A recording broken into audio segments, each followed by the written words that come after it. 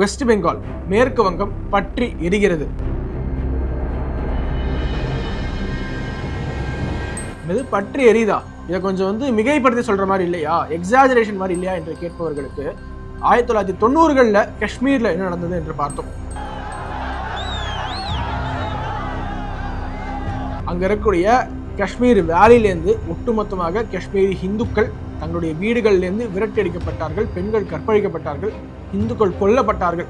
அங்க இருக்கக்கூடிய மத வழிபாடு தலங்கள்லேருந்து காஷ்மீர் வேலியில ரலீவ் கலீவ் சலீவ் என்ற அந்த ஒரு வாசகம், அதாவது ஒன்று இந்த இடத்த விட்டு போயிருங்க, இல்லை மதம் மாறுங்க, இல்லை செத்து மடியுங்கள் என்ற அந்த வாசகங்கள்லாம் ஸ்பீக்கர்ல போட்டு காட்டினாங்க.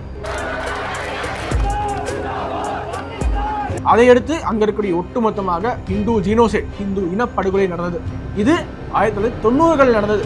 ஆனா நம்மளுடைய கண்ணு முன்னாடி இப்போது நாம் பேசிக்கொண்டிருக்கக்கூடிய இந்த தருணத்துல வெஸ்ட் பெங்கால அதே போன்ற ஒரு விதமான இன அழிப்பு நடந்துகிட்டு இருக்கு என்று சொன்னா நம்புவீங்களா?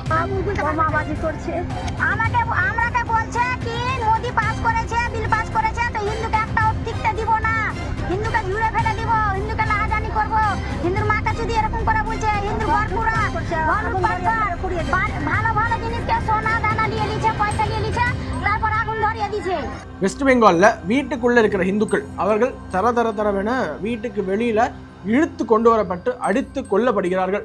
இந்துக்களுடைய கடைகள் தீக்கிரையாகப்படுகின்றன. அதே மாதிரி வீடுகள் ஒட்டுமொத்தமாக சுக்கு நூறாக்கப்படுகின்றன.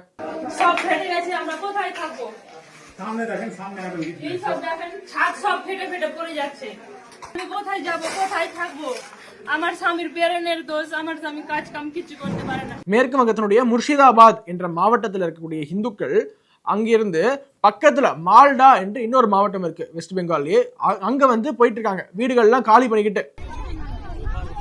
এদিক দিয়ে যাবেন, এদিক দিয়ে যাবেন, এখান থেকে যান, ওইখানে পুলিশ আছে, যার যার নাম বলবেন এন্ট্রি করবে, যান এখান থেকে যান, অসুবিধা নাই, এখান থেকে সবাই আমরা হিন্দুরা আছি, টেনশন নাই, এখান থেকে যাও, এখান থেকে যাও, কোন টেনশন করে না, বাড়িতে কেউ যদি থাকে ফোন করে ডেকে নিন, তারাও যেন চলে আসে, ঠিক আছে? காரணம் என்ன தெரியுமா? இந்த முர்ஷிதாபாத் மாவட்டத்துல இந்துக்களுடைய சதவீதம் பாப்புலேஷன் பெர்சன்டேஜ் பாத்தீங்கன்னா 33% கீழே இருக்கு.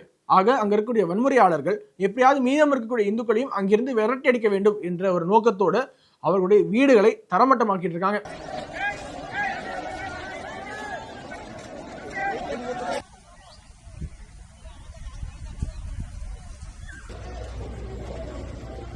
உலகத்துல இந்த மாதிரி ஒரு அவலம் எங்கேயுமே நடக்காது. எது தெரியுமா?